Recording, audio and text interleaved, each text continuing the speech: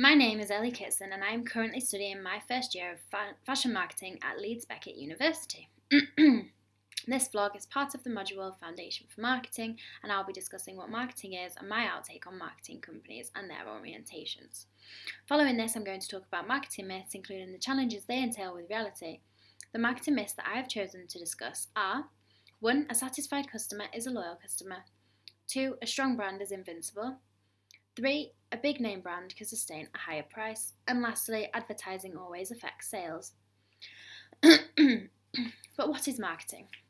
If one word had to be chosen which epitomises marketing, it would be the word customer. Marketing is essentially putting the customer's needs first and aiming to market or sell a product to a particular group of people based upon ideas and research. It is the management process including anticipating as well as identifying and finally satisfying the customer requirements whilst making a profit. One of the main reasons a business will fail is because of poor marketing. Marketing places the customer at the heart of every business decision made, and this helps the company grow as it realises the customer is what keeps the company making profit. So putting the customer needs first will always be a good way to keep making money. By this I mean marketing is not just a way of running a business or one aspect, it is literally a way of doing business, and personally I think one of the most vital ways to do so. It is a philosophy. The marketing philosophers see marketing not only as a function but as a guiding philosophy of doing business for the whole organisation. In their eyes, marketing is a responsibility of every employee. By this we mean, for example, that even though a sales assistant does not in any way have marketing assistant or manager in their job title, they still play a very vital role in the marketing of the company. This is because customer service is essentially marketing. If you were to walk into a store and not be greeted by the person behind the till or working on the shop floor, but instead perhaps be grunted at or shoved out of the way, would you return to the store and be a satisfied customer? Probably not. If you're provided with excellent customer service and friendliness, you would have a whole new outtake on the company as a whole and a lot more respect for the business. Therefore, probably return and tell your friends and family about the store too. This, in retrospect, is a way of marketing a company. As the world changes, so do our customers, and technology is enabling quicker and easier decision making. For example, GoCompare.com and MoneySupermarket.com. These online marketplaces compete with one another, whilst the companies they are advertising compete with each other too. These were put into place to keep up to date with the consumer needs and expectations as a market or environment changes, and as the consumer changes, so do the relevant organisations to compete with their competition and to stay relevant. Marketing orientations.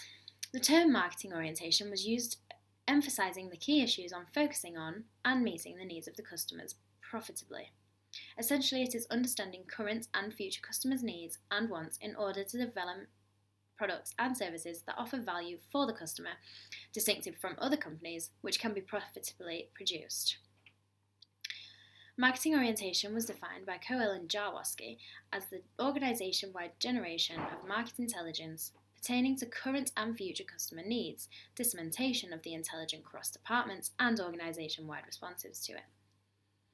There are 4 traditional types of marketing orientation, which are production orientation, product orientation, sales orientation, and marketing orientation.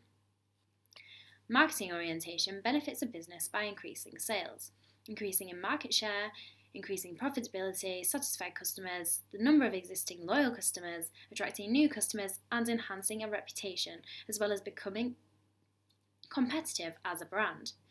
In traditional orientations, some are inward focused and others are outward focused. Marketing orientated brands are outward focused. This means they sell what the customer wants based upon research, and by doing so, they tend to become market leaders.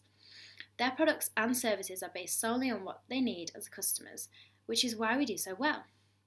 They seek to identify the needs of a group of people while developing strong relationships with their customers.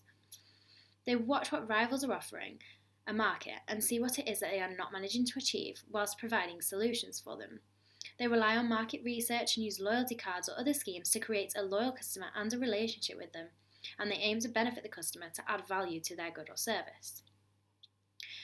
Production is inward focused, and it focuses on stacking up high volumes of products and selling them cheap with low margins. Their target is often laggards and the late majority. Usually these types of businesses are not marketing orientated, and a good example of this would be the supermarket Aldi.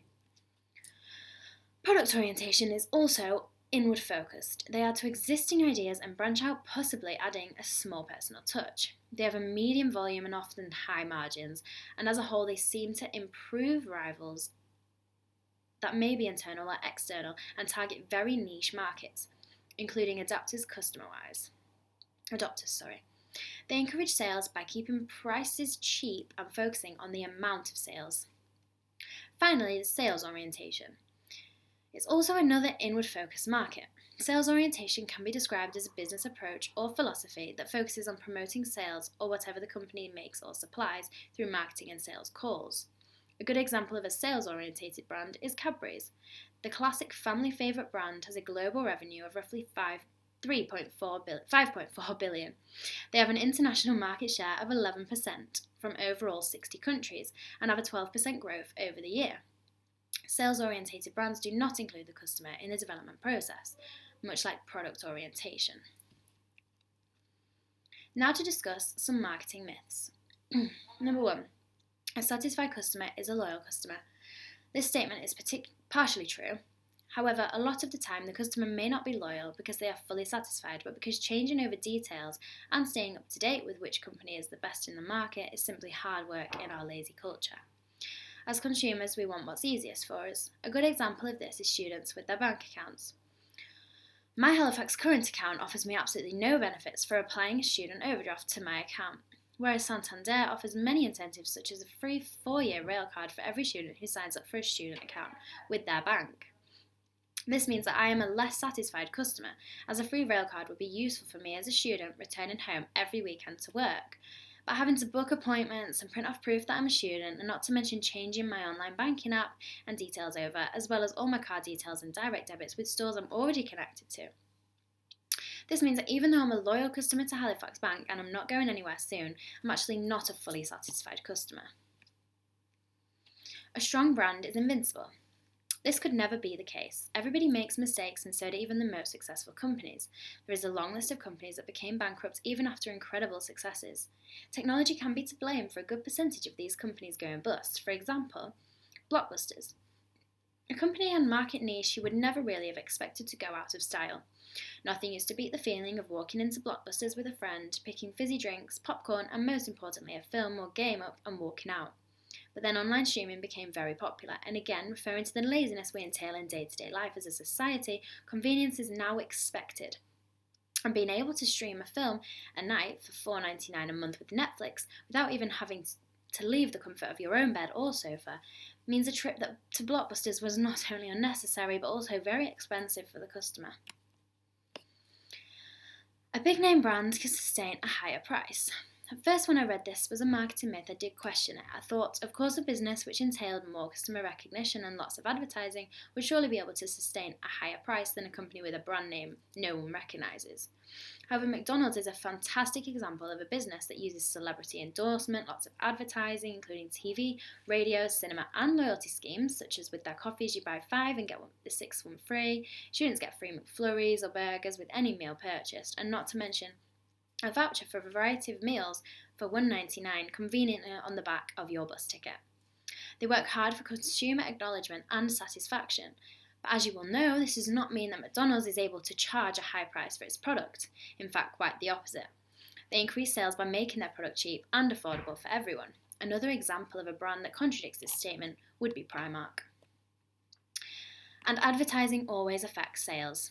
This is a myth, as companies such as Zara, Rolls-Royce and Krispy Kreme do either absolutely no advertising whatsoever, or just a small amount, but still thrive because the brand name is so well known, regardless of media influence in advertising, but just due to the word of mouth. If a product or service is really good enough, it doesn't particularly need extra funds for advertising, but perhaps that money could be saved to be spent on increasing the quality of the good or service further. Another reason that this statement is untrue is due to the fact that although you may be advertising a product or service, it can be meaningless should you do it on the wrong platform.